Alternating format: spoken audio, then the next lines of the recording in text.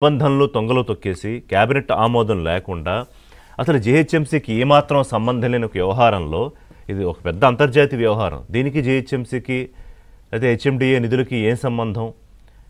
ఇందులో ఇన్ని కోట్ల రూపాయలు ఎటువంటి ఆర్థిక శాఖల కానీ ఇతర ప్రభుత్వ శాఖల అనుమతి కానీ లేకుండా ఊరికే ఏదో ఇచ్చేశారు, సొంత డబ్బు ఇచ్చినట్టు అని. ఇదంతా నేను చెప్తోంది కాదు, ఏసీబీ తన పూర్తిగా నివేదికలో మొత్తం డాక్యుమెంట్ చేసిన అంశాలు ఇవి. అలాగే గవర్నర్ అనుమతి రావడంతోనే ఇన్నాళ్ళు ఏంటంటే గవర్నర్ దగ్గర అది పెండింగ్ ఉంది. ఏసీబీ అప్పీల్ చేసుకుంది గవర్నర్కి, ఎందుకంటే ఆయన మాజీ మంత్రి కేటీఆర్. ఆయన ప్రాసిక్యూట్ చేయాలంటే ఖచ్చితంగా గవర్నర్ అనుమతి ఇవ్వాలి. ఇన్నాళ్ళు అనుమతి ఇవ్వలేదు. అనుమతి ఇవ్వనంతకాలం కాంగ్రెస్ ప్రభుత్వం కానీ రేవంత్ రెడ్డి కానీ ఏమన్నారంటే అదిగో లాలూచి పడిపోయారు, బీఆర్ఎస్ను ముఖ్యంగా కేటీఆర్ను బీజేపీ ప్రొటెక్ట్ చేస్తోంది కాబట్టి గవర్నరు అనుమతి ఇవ్వట్లేదు అని. ఇప్పుడు జూబ్లీహిల్స్ ఉప ఎన్నిక అయిపోయింది, ఫలితాలు వచ్చేసి అంతా ఈ ప్రాసిక్యూషన్ గవర్నర్ గ్రీన్ సిగ్నల్ ఇచ్చేశారు. ఇప్పుడు అసలు కథ మొదలవుతుంది. ఎందుకంటే ఇన్నాళ్ళు అనుమతి ఇవ్వలేదు అన్న ప్రభుత్వం ఇప్పుడు ప్రాసిక్యూషన్కి అనుమతి వచ్చిన తర్వాత కేటీఆర్ని ప్రాసిక్యూట్ చేసి అరెస్ట్ చేస్తారా? ఇందులో లీగల్ ప్రాసెస్ ఈ పెద్దగా ఈ టెక్నికల్ అంశాల జోలికి నేను వెళ్ళట్లా. ఎందుకంటే ఆ ఫార్ములా ఏరియాస్ కేసు ఇంతకుముందు అనేకసార్లు మనం చర్చించుకున్నాం ఏం జరిగింది ఏంటనేది. అంటే ఒక అంతర్జాతీయ స్థాయిలో హైదరాబాద్ ఖ్యాతిని పెంచడానికి మేము చేశామని అప్పటి బీఆర్ఎస్ ప్రభుత్వం ఉంది కాబట్టి కేటీఆర్ చెబుతున్నారు. నేను ఏ తప్పు చేయలేదు, ఎవ్రీథింగ్ ఈజ్ వెరీ క్లియర్ అని. అయితే ఇదే సంస్థలు కొంత డబ్బు ఎన్నికల బాండ్లో ఎలక్టోరల్ బాండ్స్ రూపంలో బీఆర్ఎస్కి ఇచ్చాయి. సో ఇక్కడ క్విడ్ ప్రోకో జరిగిందనేది కూడా ఒకటి వాదన ఉంది.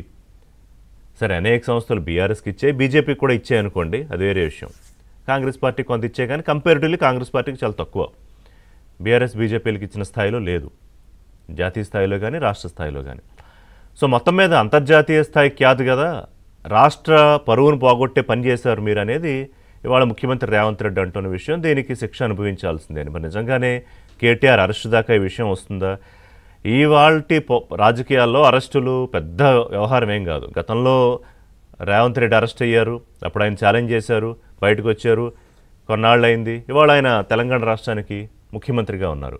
రేపు కేటీఆర్ని అరెస్ట్ చేస్తే ఆయన జైల్లో ఉంటారా, లేకపోతే బెయిల్ వస్తుందా, ఏం చేస్తారు పెద్ద విషయం. ఇప్పుడు కవిత జైలుకి వెళ్ళారు ఢిల్లీ లెక్కర్ స్కామ్లో, బెయిల్ వచ్చిందిగా, బయటకు వచ్చారు, సరే విభేదించారు, ఏదో విడిగా వచ్చారు. పార్టీ పెట్టుకుంటారా లేకపోతే వారి కార్యక్రమాలు జాగ్రత్తగా చేసుకుంటారు, అదొక అంశం. అంటే ఈ పాయింట్ ఎందుకు చెప్తున్నానంటే ఛాలెంజ్ చేశారు కేటీఆర్, నువ్వు నన్ను అరెస్టు చెయ్యలేవు, ఈ కేసులో నా మీద ఏ ఎలిగేషన్ లేదు, ఎవ్రీథింగ్ ఈజ్ క్రిస్టల్ క్లియర్, నేను ఏ విచారణకైనా సిద్ధం, అరెస్ట్ చేసి కస్టడీకి తీసుకున్నా ఏదైనా సిద్ధమని. సో అంత పబ్లిక్గా ఆయన ఛాలెంజ్ విసురుతున్నప్పుడు అవినీతి ఆరోపణలు చేస్తున్న కాంగ్రెస్ ప్రభుత్వం ఇవాళ ఏసీబీ ప్రాసిక్యూట్ చేస్తుందా? ఛార్జ్షీట్ అయితే ఫైల్ చేస్తోంది, సిద్ధం చేస్తుంది అభియోగ పత్రాలన్నీ, అదొకటి.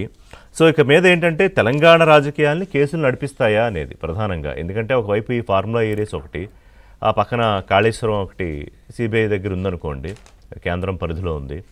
మరోవైపు ఈ ఫోన్ ట్యాపింగ్ కేసు ఒకటి నడుస్తోంది, సిట్ దాదాపు దర్యాప్తు అంతా పూర్తయిపోయింది. ఇక్కడి నుంచి ఏంటంటే ఇక సీజన్ అంతా కేసుల సీజను. అయితే కేటీఆర్ పోనీ ఏమైనా వెనక్కి తగ్గారా అంటే, కారు స్పీడ్కి బ్రేకులు వేద్దాం అంటే ఇప్పుడు ఏదో పెద్ద స్పీడ్గా పరిగెడుతోందని కాదు, మొన్న జూబ్లీహిల్స్ ఎన్నికల తర్వాత ఇంకా ఆగిపోయింది. ఒకవేళ ఆ ఎన్నిక గెలిస్తే సిట్టింగ్ సీట్ కాపాడుకుంటే కనుక ఎస్ కారు మేము మళ్ళీ first gear, second gear, third gear మార్చామని చెప్పే అవకాశం ఉండొచ్చు, కానీ ఇప్పుడు అక్కడే ఆగిపోయింది. అసలు ఇంకా కథలు లేకుండా పూర్తిగా షెడ్డుకు పంపించే ప్రయత్నం చేస్తున్నారా రేవంత్ రెడ్డి అనేది ఒకటి ఈ కేసుల వ్యవహారంతో. దీనికి కౌంటర్గా చాలా పెద్ద ఎలిగేషన్తో వచ్చారు మాజీ మంత్రి కేటీఆర్, బీఆర్ఎస్ వర్కింగ్ ప్రెసిడెంట్. లక్షల కోట్ల భూకుంభకోణం అన్నారు.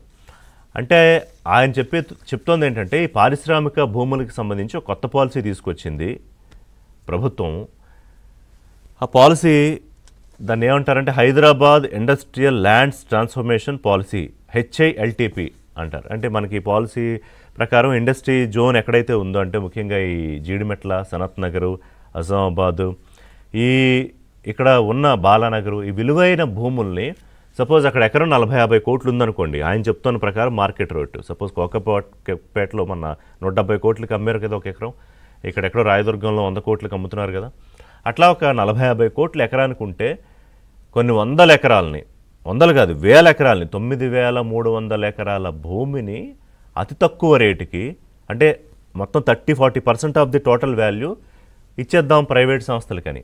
సాధారణంగా ఇలాంటి ల్యాండ్స్ ప్రభుత్వం తీసుకుంటుంది, కొంత ప్రైవేట్కి అమ్ముతుంది, కానీ దారాదత్తం చేసేయాలనుకుంటున్నారు. సో 5 లక్షల కోట్ల భూ కుంభకోణం, 1-2 కాదు. ఇప్పుడు కాంగ్రెస్ ప్రభుత్వం రాకముందు, కాంగ్రెస్ పార్టీ అధికారంలో రాకముందు ఏముంది, 1,00,000 కోట్లు దోచేస్తున్నారు కేసీఆర్, కేటీఆర్, కవిత, హరీష్ రావు అన్నారు. ఈసారి ఏకంగా 5 లక్షల కోట్లకే పెట్టారు కేటీఆర్.